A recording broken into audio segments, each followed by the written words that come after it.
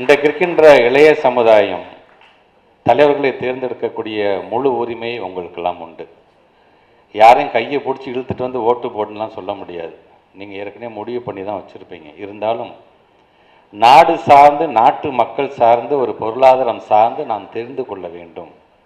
ஒரு அறிவு சார்ந்த ஒரு சமுதாயமாக முதல்ல நம்மை மாற்றிக்கொண்டு பிறகு நாம் யாரை தேர்ந்தெடுக்கலாம் என்கின்ற முடிவை நம்முடைய இளைய சமுதாயம் ஏற்படுத்தி கொள்ள வேண்டும் என்பதற்காகத்தான் இது போன்ற அறிவு சார்ந்த நிகழ்வுகளை கலந்து கொள்ள வேண்டும் என்று நாங்கள் ஆசைப்படுகின்றோம். இப்போ ஒரு அரசாங்கம் வந்துருச்சு. இப்போ யார் முதலமைச்சராக வந்தாலும் சரி, ஒரு நாட்டுடைய முதலமைச்சர் வந்து இப்போ என்ன பண்ணாங்க, அப்பா உழைச்சிட்டோம்ப்பா, நம்ம ஆட்சி கொண்டோம், நம்ம தான்ப்பா ஆளுங்கட்சி, அடுத்தடுத்த வேலையை நம்ம பார்த்துட்டு போகலாம்ப்பா என்று இல்லாமல், ஒரு நாட்டினுடைய முதலமைச்சர் தன்னுடைய நாட்டு மக்களுக்காக ஒரு கனவு காண்கிறார்.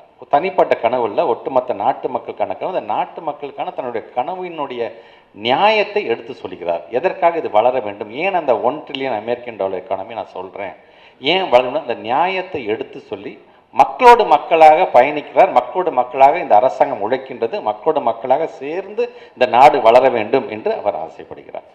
ஸோ இப்படி அந்த கனவுக்கான ஒரு இலக்கை வைத்துக்கொண்டு இதை அட்டைன் பண்ணுறதுக்கு, இதை நான் ரீச் பண்ணுறதுக்கு நான் என்னென்னலாம் செய்ய வேண்டும் அப்படிங்கிறதுக்காக தான் பல்வேறு விதமான திட்டங்களை முழுமையாக நம்முடைய தமிழ்நாட்டு முதலமைச்சர் செய்து கொண்டு, அதனால தான் நம்முடைய மாண்புமிகு துணை முதலமைச்சர் சொல்லும் பொழுது கூட இது வெறும் பொருளாதாரம் என்று சொன்னால் பொருளாதார வளர்ச்சிக்காக மட்டும் இந்த கனவை நீங்கள் பார்க்காதீங்க, சமத்துவத்தையும் சமூக நீதி கோட்பாட்டினுடைய ஒரு தொடர்ச்சியாக இதை நீங்கள் பாருங்கள் என்று நம்முடைய துணை முதலமைச்சர் எடுத்து சொல்கிறார்.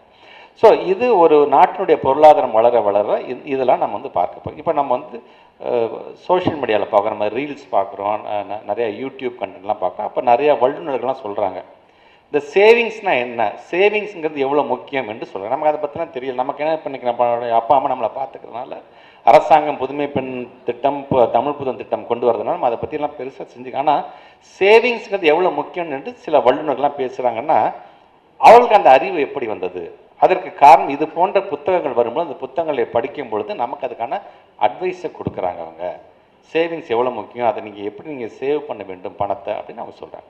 பொருளாதாரம் என்று சொல்கிறார்களே, இந்த வளர்ச்சினா என்ன அப்படின்னா நீங்கள் தெரிஞ்சுக்கலாம். உதாரணத்துக்கு அதில் வந்து பல தரவுகளோடு அவர் சொல்கிறார். இப்போ 2023 2024 பார்த்தீங்கன்னா நம்முடைய ரிசர்வ் வங்கியை வந்து ஒரு அறிக்கையே கொடுக்குது. என்ன அறிக்கையை கொடுக்குறது என்று சொன்னால், ஒட்டுமொத்தமாக இந்தியாவில் அதிகப்படியான வேலை வாய்ப்பை உருவாக்கி தருகின்ற ஃபர்ஸ்ட் ஸ்டேட் எது தெரியுமா, நம்முடைய தமிழ்நாடு தான் என்று ரிசர்வ் வங்கி சொல்லக்கூடியதை இங்கே அழகாக அவர் வந்து அதை பதிவு செய்திருக்கிறார். ஸோ 2023 2024 ஒன்றிய அரசு நமக்கு என்ன மாதிரியான தடைகளை இங்கே விதிக்கிறார்கள் அப்படிங்கிறதையும் அவர் எடுத்து சொல்கிறார். ஸோ 2023 2024 காலகட்டத்தை எடுத்துக்கிட்டிங்கன்னா நம்முடைய உழைப்பின் மூலமாக ஒன்றிய அரசுக்கு தரக்கூடிய அந்த நிதியோட அளவு எவ்வளோ தெரியுமா, 1,80,000 கோடி.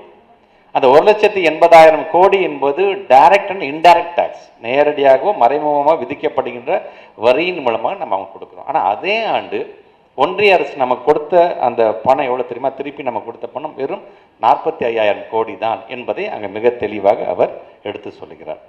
ஸோ இதெல்லாம் சொல்லும்பொழுது நாம் எந்த அளவுக்கு வஞ்சிக்கப்படுகின்றோம், நம்முடைய உழைப்பு எப்படியெல்லாம் சுரண்டப்படுகிறது அப்படிங்கிறத நீங்கள் பார்க்கணும். இது நம்முடைய ஜெயரஞ்சன் சார் வந்து இப்போ நம்முடைய மாண்புமிகு துணை முதலமைச்சர் அறிவு திருவிழா அப்படின்னு நடத்தும்பொழுது ரொம்ப எளிமையான முறையில் என்ன சொன்னார் அப்படின்னா, நம்மக்கிட்டேருந்து வாங்கப்படுகின்ற நிதியை முழுமையாக நீங்கள் பீகாருக்கும் முழுமையாக நீங்கள் உத்தரப்பிரதேசுக்கும் நீங்கள் கொடுத்தாலும் நாம் அடைகின்ற அந்த வளர்ச்சியை அந்த மாநிலம் அடையாது. அதற்கு காரணம் 40-50 ஆண்டுகளுக்கு முன்பே முத்தமிழர் கலைஞர் அதற்கான பிளாட்ஃபார்மை இங்கே உருவாக்கி வச்சுட்டார். ஃபவுண்டேஷன் என்ன பிளாட்ஃபார்ம், கிராம பகுதியில் சாதிகள் சார்ந்திருக்கின்ற அதிகாரத்துக்கு பார்த்தீங்கன்னா என்ன சாதி தெரியுமாடா அப்படின்னு இருந்துச்சு பார்த்தீங்களா, அதை மாற்றி நான் என்ன படிச்சிருக்கேன் தெரியுமாடா என்று மாற்றியவர் நம்முடைய முத்தமிழர் கலைஞர் அப்படிங்கிறத ரொம்ப அழகாக சொல்றார். ஒவ்வொரு கிராமத்துக்கும் சாலை வசதிகளை கொண்டு வந்தது யாருன்னு பார்த்தீங்கன்னா நம்முடைய முத்தமிழர் கலைஞர் அவர்களாகத்தான் இருக்காங்க. அனைவருக்கும் கல்வி கட்டாயம் என்று சொன்னது கலைஞர். ஸோ இந்த பிளாட்ஃபார்ம் நம்ம உருவாக்கிட்டோம். அதனால தான் நம்மளுடைய பொருளாதார வளர்ச்சிக்கு நம்ம கொண்டு வருகின்ற திட்டம் நமக்கே பயன்படுகின்ற அளவுக்கு, இந்த நாட்டினுடைய பொருளாதாரம் வளர்கின்ற அளவுக்கு அது பயன்பட்டு கொண்டிருக்கின்றது.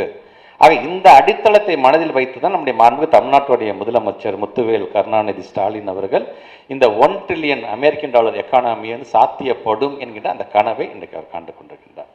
ஸோ இளைய சமுதாயம் இதெல்லாம் நீங்கள் தெரிந்து கொள்ள வேண்டும் என்பதற்காகத்தான் ஒன்றே ஒன்று சொல்கிறேன். நம்ம இவ்வளோ பேசுகிறோம், ஒரு புத்தக ரிலீஸ் நம்முடைய மாண்பு தமிழ்நாட்டு முதலமைச்சர் அறிவாலயத்தில் இந்த புத்தகத்தை ரிலீஸ் பண்ணுறாங்க.